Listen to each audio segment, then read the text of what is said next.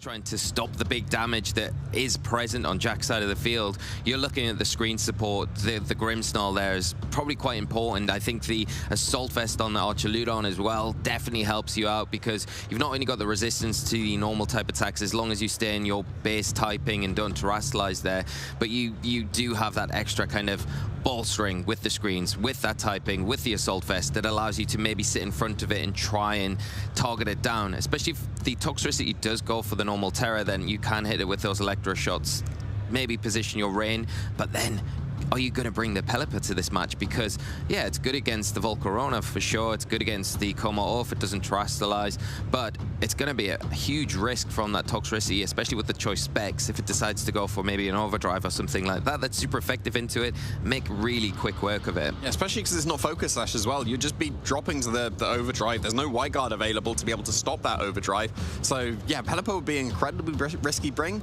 and then that means that your Archaludon is a little bit weaker because you can't go for those Electro shots in one turn. So then it becomes incredibly awkward whether you bring that or not. And even if you bring the Pelipper and get the Tailwind, well, Drifloon is probably outspeeding you anyway with some burden boost that it can get with the Psychic Seed. It can match the Tailwind, and then it'll still be faster anyway. Yeah, and it threatens the Annihilate very heavily from the get-go, doesn't it? With that Will-O-Wisp to burn it. Yep. You know, you're looking at the Terra type on the Annihilate as well, and you think, well, it's not a Fire Terra type like we have seen in previous formats. It's that Water, so we'll be susceptible to the burn there to reduce that attack power. And then you've also got the Acrobatics, which can do really big damage if it's not terrestrialized. But we are getting into this game run of round 10. I'm going to see Jack lead off with the Indeedee and that Toxtricity, and Fevzi leading off with the Archaludon and the Grimmsnarl. We get the Toxtricity on the field turn 1. Absolutely great to see. It's not going to threaten the Archaludon very much, though. All of its attacks it would want to go for are resisted or even immune because of the poison typing. But you can threaten down that Grimmsnarl with a massive Sludge Bomb. Maybe won't KO through the Light Screen. You'd have to Light Screen to be able to survive a Sludge Bomb, but against 2 special attackers, you almost certainly want to be clicking that anyway. You can't go for Thunder Waves because the Psychic Terrain has been set by the Indeedee. Spirit Break would be reasonable as well, but this is surely a turn to just get a Light Screen going. And then with the Archaludon, well, you can't really safely Electro Shock because the Pelipper's not on the field.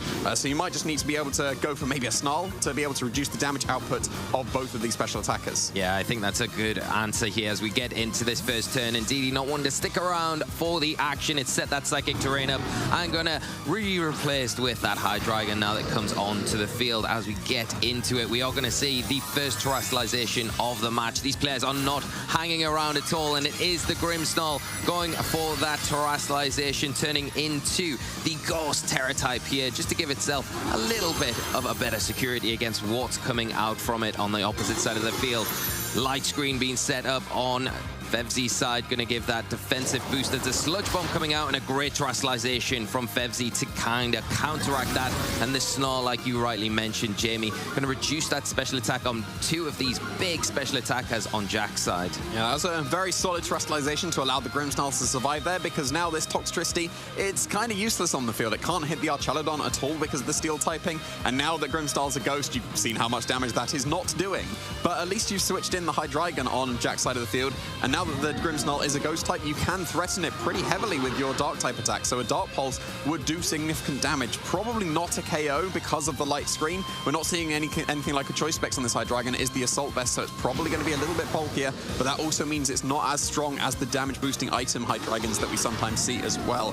So this is still a really solid position for Fevzi, especially because you've got -1 on both the Toxtricity and the Hydreigon. Not anymore on the Toxtricity though, because that's switching out, and we see the 4th Pokemon here is the Drifloon. Yeah, and the Drifloon going to come in, and because of the Psychic Terrain that's active, it is going to activate the Psychic Seed, giving a special defensive boost by 1 stage, and also activate the Unburden ability, which is going to give it that huge, all-important speed boost. We are going to see another terrestrialization, and to get around the threat of that Spirit Break from the Grimmsnarl, taking away that 4 times weakness from Fairy type attacks, it's going to revert into a Ghost type for the remainder of this game. What do we see? Is it the Dark Pulse? Yes, it is. Does it get the flinch? It does have a secondary effect. To get that, we are seeing the Dragon Pulse into the Drifloon, ticking pretty comfortably there, and it is the flinch there. Jack getting very lucky with that Dark Pulse, preventing the Grimmsnarl from firing off an all-important Spirit Break, which you've got to imagine would have been into that slot to, again, lower that special attack even further. And some nice chip on top of it as well. It wouldn't have picked up the the one-hit knockout thanks to that terrestrialization, but there's not really much damage coming out from Jack's side of the field. Like, that was a super effective Dark Pulse into the Grimmsnarl. It just barely brought it under half. This Archaludon, it went for Dragon Pulse, but it can pretty safely just spam Snarl. Now you know the 4 Pokemon on Jack's side of the field. Acrobatics is the only attack from the Drifblim. That's not going to bother the Archaludon in the slightest, so I wouldn't be surprised if we just see a lot of Snarl spam coming out from this Archaludon. Yeah, and the other thing is the now Ghost typing on that Hydreigon is giving it a weakness to those Snarls, making it even easier for Fevzi just to lock into that. We are going to see the Grimmsnarl leave and Pelipper take its place on the field, and with it, it brings the rain. That'll be for the next 5 turns. There's an Acrobatics coming out into that slot. The physical side of things, but the Electro Shot charged up. 1-turn charge in the rain. Going to be able to launch that off after that all-important special attack boost to the Archaludon, and it is into the Drifblim slot. It is going to be weak. Let's do it, and a huge knockout here. Drifblim going down and not really getting too much return for Jack. Yeah, that's another way of reducing the attack power coming out from the opponent's side of the field by just knocking it out in one shot with that Electro Shot. And now the Archaludon is starting to become incredibly threatening. You're at +1 stages of special attack. You can go for another Electro Shot whenever you want now that the Pelipper is on the field and the Drizzle is activated. Here comes the Hydreigon once again, and you can go for a Snarl potentially to get rid of that special attack boost that the Archaludon does have. But there's not really too much threatening it down. The Toxtricity just doesn't. Like, it's the resistance of electric and also even the normal boom burst that can come out with the light screen on top of it, it just won't do much damage to the Archaludon. The Pelipper is definitely threatened, so you can go for an Overdrive or a Volt Switch and pretty easily pick up the knockout on the Pelipper. And then the Hydreigon can follow up with maybe a Snarl to reduce that Electro Shot boost. But then you're still not really threatening this Archaludon with much damage. No, I think that's the problem here. This defensive core that Fevzi is leading this game out with is so hard to break down. We are seeing the Protect on the Pelipper here as a Snarl is fired out from that Hydreigon. I'm going to try and keep that Archaludon in check there with the Snarls and those boosts from the Electro Shot. We're going to see it followed up by an Overdrive here. Protecting, of course, not hitting the Pelipper this turn, and because of that resistance there, doing very little damage and that stamina ability activating, but not really going to play too much of a part in this match as another Electro Shot doing big damage into that Toxtricity here. Once again, you know, Jack just find it very difficult to break through this defensive core here. Yeah, I'm not really sure how he's going to be able to break through the Archaludon. Like, maybe the Terra Blast from the Indeedee would have done it, but you don't have that available anymore because the Hydreigon went for the Terra Ghost instead. You saw how much damage the Archaludon took. Like, Overdrive and Snarl, it barely tickled that Archaludon. Yes, you can take care of the Pelipper whenever you want, but this Archaludon, as far as I can see, can very, very easily just 1v3 the rest of Jack's team. I'm really struggling to see the damage coming out into it. Maybe a Draco Meteor or a Dark Pulse, that would do some pretty significant damage, but you still got the light screen. So it's the Archaludon's in still such a solid position. We are going to see a Dark Pulse into that Pokemon, and it does again activate that stamina boost, giving a +1 to the defense, followed up by the Overdrive, taking down the Pelipper and taking the Archaludon down to 50% of its health. So chipping away slowly at it, but it's no danger of getting knocked out, and it is sitting here free to get an attack off this turn. And will it go for another Electro Shot? It is not. It is the Dragon Pulse into that Toxtricity to remove the threat of that special Pokemon. Yeah, and Jack's down to his last 2 Pokemon here, whereas Fevzi still has 3. That Archaludon, at least it is now below half, but you're probably still not going to be able to knock it out with a combination of Expanding Force and Dark Pulse, maybe Expanding Force and Draco Meteor. But then if you do commit to going for Draco Meteor into the Archaludon, you're stuck with -2 on the Hydreigon for the rest of the game because you can no longer switch out now that it's down to the last 2 Pokemon. And when I was saying the Archaludon was down below half, no, it's not. Here comes Sinistcha. Yeah. So it's going to activate that Hospitality. It was perfectly timed with the Psychic Terrain at least, so that's now back on the field for 5 turns. But yeah, Hospitality. The Archaludon seemed to be unbreakable. That's even more unbreakable when it's recovered 25% of its HP. Yeah, one of the beauties about that, and so well timed from Fevzi, getting rid of some of those big threats with Archaludon, and now in that position to get that health back and make it even more difficult for Jack to break through it, because even if you do decide to go down a terrestrialization route with it, you're going into the grass Terra type, and you're still not threatened by really anything on the Jack side of the field, and you're going to have to rely on those Dark Pulses, like you've mentioned, the Indeedee going to really struggle in this position. It has got the Expanding Force, so it does have that little bit of an extra boost, of course, and now the Grimmsnarl coming in as that Expanding Force is fired off. It's doing not bad damage to the Grimmsnarl, but both Pokemon taking that pretty comfortably for such a powerful boosted attack. Yeah, and the Dark Pulse at least will finish off the Grimmsnarl, but that's almost a bad thing, because this just immediately gives the switch back to the Sinistcha for another round of hospitality into this Archaludon. So, yeah, now it is down to a 2v2, but this Archaludon, it's launched off its Snarl, and now, just where's the damage coming from Jack's side of the field? Unless you get some critical hits to break through those special attack drops, I'm just not seeing it. Yeah, now with the only 2 Pokemon remaining on Jack's side of the field, you've not got the ability to switch out to reset those drops. So the Archaludon's in that position where it can just spam the Snarl from here on out. As we see the hospitality coming in with that Sinistcha, activating the recovery there on that Pokemon. And, you know, this must be so frustrating to deal with because you think, I've got it down to 50% health. Oh, no, Sinistcha's coming in and I've got to do this all over again. And I don't think you've got the ability to really get through this just defensive Pokemon because of its typing, because of the support that everything else has provided in this match, and really well identified by Fevzi. And I think Jack's going to have to reevaluate how he's approached this match, maybe going into a game 2. Yeah, it seems so. Still going to be firing off some attacks there. The Expanding Force, not that much damage still. The Archaludon now at +6 defense, so massive body presses could be coming out. And yeah, Dark Pulse super effective into the Sinistcha, but still with that light screen, it's only just brought it below half, and then that activates the Citrus Berry, bringing it back above half. So that's just not doing the damage it needs. Body press now with +6. That's an easy one-hit knockout into that Indeedee after the sash had been broken thanks to that Snarl. And now it's just that Hydreigon that's stuck at -1. Yes, the Sinistcha did flinch, and that could have been a Life Dew, or it could have been a Trick Room to be able to just reverse the speeds and move first, but I don't think that flinch particularly matters at this point, because the Hydreigon is just not going to be able to break through this Archaludon. No, not at all. And that is, you know, I think we're just kind of maybe at this point where you've come to the conclusion of, I probably won't win this game, but I'm going to take the next few turns just to think over how I can approach this matchup going into game 2 to maybe bring this back. We are seeing the Dark Pulse once again launched off into the Sinistcha, but once more, another Snarl, another special attack drop to weaken that Hydreigon even further and make things even more difficult as the Sinistcha finally gets to set up its Trick Room and reverse the dimensions, making things a little bit easier so that Dark Pulse doesn't have the chance to flinch anymore in this game. Yeah, now you just be able to just consistently attack this Hydreigon moving first, no fear of any Dark Pulse flinches. You can go for Life Juice just to make sure that you're staying on the field like so. Could have been a match of gotcha, but that could miss, so just playing extra safe here. Life Dew is guaranteed to get that recovery. Now Archaludon looks like it's going to be, yeah, basically back to full HP there. Another Snarl, 2 more will do it, but yeah, the Hydreigon now at what, -3 special attack? It's going to respond back with its own Snarl, but that's just not damage. No, and you've got a line of recovery on Fevzi's side of the field as long as that Sinistcha is still in play, whereas Jack doesn't have that, so playing the Snarl against Snarl game is just not going to be something that you're able to do. If you're in this position, Jamie, are you taking the time now to look at how and what went wrong in this match to try and fix in the next game? I think that the Pokemon that Jack brought struggle to break through that Archaludon very quickly. We've seen that like a lot, and the real out of those 4, maybe the Terra Blast from the Indeedee would be able to do some good damage into that Archaludon. It's got to be the Kommo-o, right? Because the Volcarona, it can do pretty reasonably into Archaludon if there's no rain, but Pelipper was brought. So it's kind of got to be the Kommo-o that has to break through this Archaludon. It's going to be hitting on the physical side, because the Hydreigon's now been taken care of. That's obviously going to be game 1 for Fevzi. But yeah, Kommo-o, it's got to be Kommo-o that breaks through the Archaludon. I'm not seeing any other way of quickly breaking through that Archaludon. And when I say quickly, that was like, what, probably 8 turns that the Archaludon just did whatever it wanted to.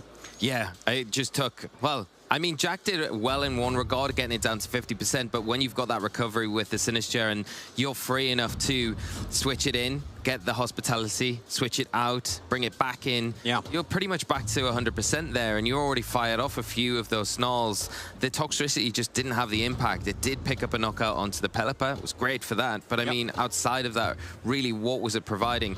The Drifblim did nothing in that match. You think that's a slot that you could maybe look at and say, okay, there wasn't really much value there in bringing that to this game, because yes, it got an acrobatics off into the Pelipper, but really in hindsight, that didn't matter too much at all. I love the identification of the Kommo-o, but we can't just focus too much on Jack, of course, because we have to really give huge credit to Fevzi for the way that they've approached this game and how well they set up to make it so difficult for Jack. And when you look at the threats, we highlight all of those big, powerful attackers at the start of the game. Well, he just handled those so eloquently in that last game. Yeah, Fevzi's game plan there was very solid. It seemed like it was near impossible for Jack to break through. Given the Pokemon that he brought, Fevzi played basically flawlessly to not allow Jack really any chances back into that game. Like the Como could break through the Archaludon, but then the Sinistcha was a really good bring. And like you mentioned, it can bring itself in, get that hospitality, and then, well, it can just Rage Powder away the body presses, because you want the soundproof on the Como for this kind of team because of that Boom Burst Toxtricity, but that means you don't have the probably more regular Overcoat, which could have avoided the Rage Powder. So the synergy that the Jack may come back to bite him against that Sinistcha. Yeah, and without a way to really break those screens once they get set up, it's so easy for Fevzi to lead with that Grimmsnarl, lock into that turn 1, and then you've got a long period to wait before that screen goes away. And then, like you say, then you need to almost prioritize bringing that Hydreigon to deal with the Sinistcha, because if you are relying on the Como, you don't want to be in that situation that you've just outlined. You want to be removing that Sinistcha as soon as possible from the field, and I feel like, you know, something like the Hydreigon would be your best option to do that. Yeah, it would normally be the Volcarona because of that Life Orb as well, but you just got to worry about the range. So yeah, Hydreigon and Toxtricity are joining the field here. It's going to be the Grimmsnarl and the Archaludon once again for Fevzi. Again, there's nothing wrong with just setting up your light screen for 8 turns again, because you're still facing down 2 special attackers. You can snarl the Archaludon, and maybe you can Earth Power the Archaludon, because it does have access to that, and that'll be a super effective hit as well. So that could do some noticeable damage. But then we've seen how much damage even the Overdrive was doing to the Archaludon behind that light screen. It just wasn't.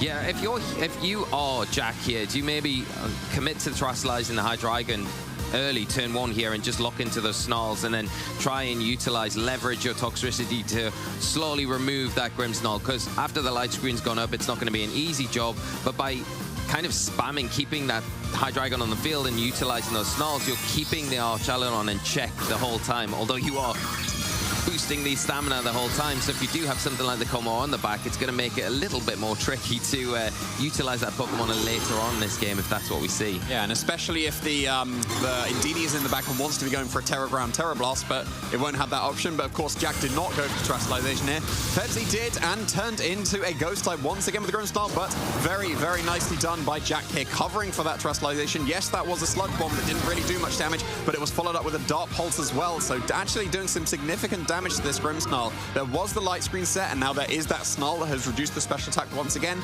So now Jack's not really doing too much damage once again. But you would be able to KO this Grimmsnarl with another combination of the Dark Pulse into Sludge Bomb.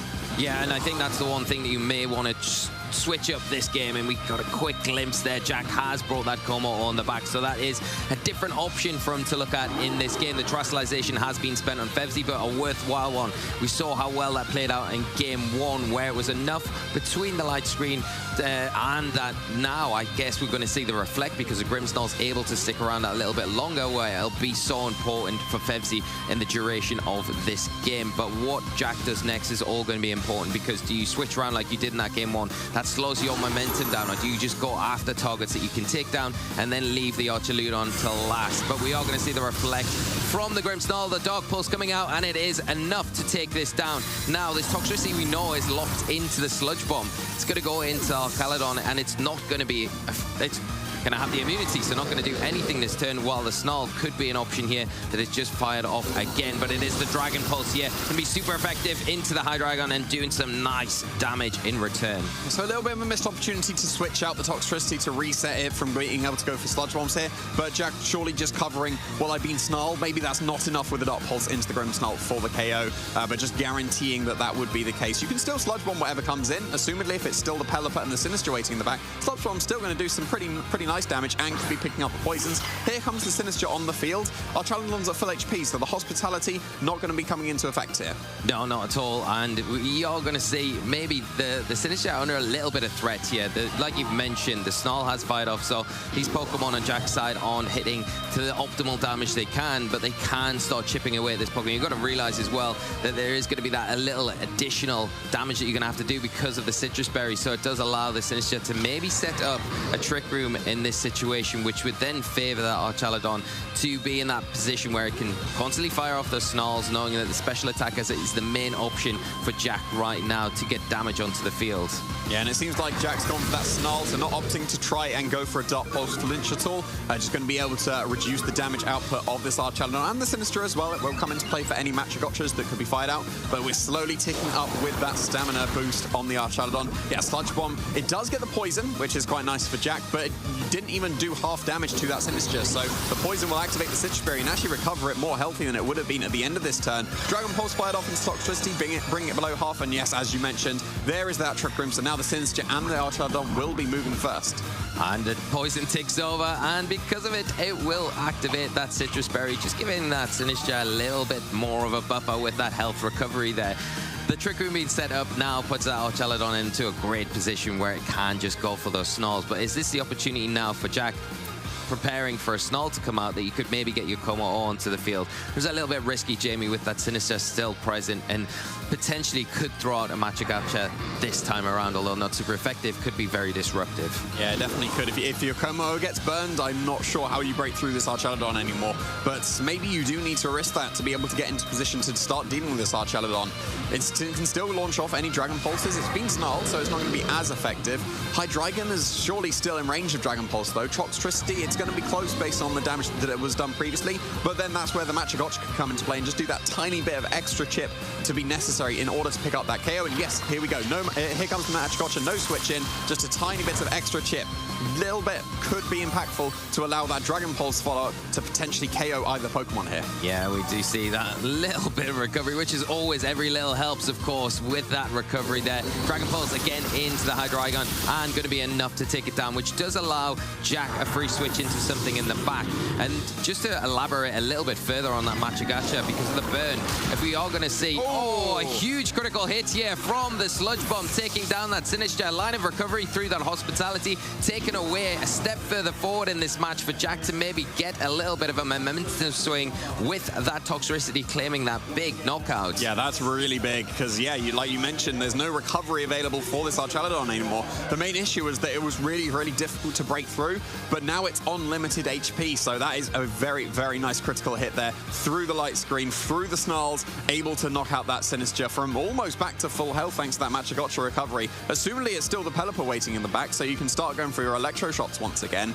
But yeah, you're still in a reasonable position for Fevzi, thanks to the Trick Room being up, because you're still going to be able to move first with both the Archaladon and the assumed Pelipper against any of Jack's team, because it's a reasonably fast-paced team. Like, yeah, there's the Pelipper, so it's going to assumedly underspeed this Toxtricity and the Indeedee that is going to be coming in as well. But at least you need to double into this Indeedee to be able to pick up a KO into it. And another saving grace for Fevzi is the fact that the Toxtricity is still locked into Sludge Bomb. It can't go for the overdrive to just immediately knock out the Pelipper. Yeah, and the other thing you would notice about the Indeedee on Jack's side of the field, normally Indeedee, one of those Pokemon that does have that redirection available to it, but unfortunately for Jack, in this situation, it's more of an offensive Indeedee, so it hasn't got access to pulling in those attacks to maybe give that Toxtricity a little bit of support here to allow at least a Sludge Bomb or maybe a switch out to something in the back. In this situation, you're going to have to lock in with some sort of attacking option onto Fevzi's side of the field. You have got the Psychic Terrain, of course. The Expanding Force is going to be boosted in damage, but if we just see a Snarl come out from that Archaladon, it's going to reduce that down once more. It's not going to be enough to pick up the Pelipper, and it leaves it open to just going for whatever damage it wants, and you would likely see it go into that Toxtricity just to remove it from the field. Yeah. Dragon Pulse coming out from the Indeedee, going to be enough to do just above 50%, followed up by that Weather Ball here, and it is boosted by the Rain, and more than enough to take down this Indeedee in its tracks. Yeah, that's easily going to be able to KO, especially with that Life Orb as well. That means that this Toxtricity has no option to switch out and lock into something else. So yes, Sludge Bomb did good damage to the Pelipper, but you'd have wanted something like an Overdrive, and now that Toxtricity is completely useless against the Archaladon because it's locked into the Poison type attack. Archaladon is that Steel typing, so it's down to this, which we can see Como-O, that has to be able to beat this Archaladon. But the issue is that Trick Room's still up. Como-O, it's going to be knocked out in one shot by a Hurricane, so it's almost forced into its defensive terrestrialization of the Fire type, but then that's surely knocked out in one shot by a Weather Ball as well. So yeah, it's still really awkward position for Jack, especially because he's locked into the Sludge Bomb.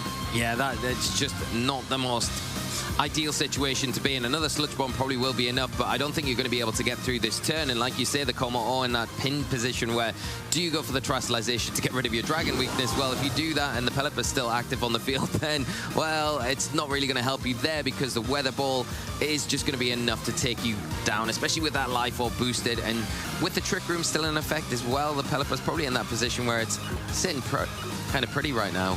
Yeah, it's still pretty reasonable for Fevzi. I think it's just going to come down to whether this Como does go for its Terrestrialization or not. It does seem like that is going to be the case coming out, going into that fire typing. So if a Hurricane wins that slot, it's still doing very good damage, don't get me wrong. A Life Orb Hurricane from Pelipper is actually significantly strong. But if it is a Weather Ball instead, that would just pick up the one-hit knockout on that Como. There comes the Dragon Pulse into the Toxtricity, is enough to pick up the KO, so that's going to keep the Pelipper safe from any sludge bombs that could have come out. So that means that the Pelipper is a little bit more free to launch off whatever attack it wants to go for. Looks like the Como actually underspeeds this Pelipper here, so it went for an Iron Defense, not going on the offensive. There's the Hurricane from the Pelipper, and that's going to do still so much. Look at that damage coming out. But the fact that Pelipper actually outspeeds the Como means that Fevzi can stall out his own Trick Room and then just launch a Weather Ball for the win. Yeah, that's the tricky thing. With not many turns of the Trick Room left, it is a matter of time. And now with so much damage taken as well, you do have the leftovers item there, but do you have enough in the tank to be able to potentially use a body press this turn into the Pelipper? That would probably be enough to take it down, even though it's resisted because of the defense boost that you've got there. But in the process, you're going to have to take an attack from this Archaludon, and it has got the Rain Up. It is going to have the ability to lock into those Electro Shots, get those special attack boosts, and you've got to think at that point, with the stamina boost that it's already taken from those Snarls, it's going to be in a position where it's going to be able to easily out-damage this Como in this situation. Yeah, the Pelipper going to keep itself safe on this last turn of Trick Room, as we did see that Pelipper did outspeed Como here. Electro Shot being fired off from this Archaludon. Of course, it's going to take one turn to fire up and will attack this Como immediately on this turn, getting that special attack boost, getting rid of the earlier Snarls from the High Dragon. This will still do some reasonable damage to this Como. Say reasonable damage, it's brought down into the red, so that's definitely in range of any attack the Pelipper want to go for. I reckon it's even in range of, even if the Como managed to stall out the weather, just a regular Weather Ball would be able to KO. But yeah, there comes the leftovers recovery. Body Press was not enough to KO the Archaludon thanks to all those earlier stamina boosts. There is the end of Trick Room. We've just seen that the Pelipper does outspeed this Como. It's going to be in range of any attack the Pelipper want to go for here. Yeah, it almost feels like Jack locking into the Protector is delaying the inevitable here, because we know the speed tiering of these Pokemon. We know the Pelipper is going to outspeed it, and now those dimensions have twisted back to normal. Weather Ball this turn going to be into the Protect here, as Como trying to clutch out, get as much recovery and use from those leftovers as possible, but Electroshock not going to be hitting the Como. But in fact, even though there is the Protect, it still gets that special attack boost just to put a different stamp and further that advantage that Fevzi's got in this match. Yeah, if the Como protects, you might as well get a free special attack boost here. You want to be trying to get that leftovers recovery. That's not going to save you from a Life Orb Weather Ball in the rain here, though. You still need to be protecting multiple times to stall out the rain, and I guess less and less likely every time. There is the failed Protect here, so Pelipper is going to be able to follow up with that Weather Ball into the now Fire-type Como. Absolutely enough to KO this Como, and Fevzi Ozkan is going to be able to advance to 9-1, almost certainly securing their place in that asymmetrical top cut. Incredible, incredible game from both of our players, and what a great example from Fevzi to show when you do go up against these really unique, well thought out teams that are a bit different from what we see generally in the format, how the defensive cores of your team can deal with them, and he did it.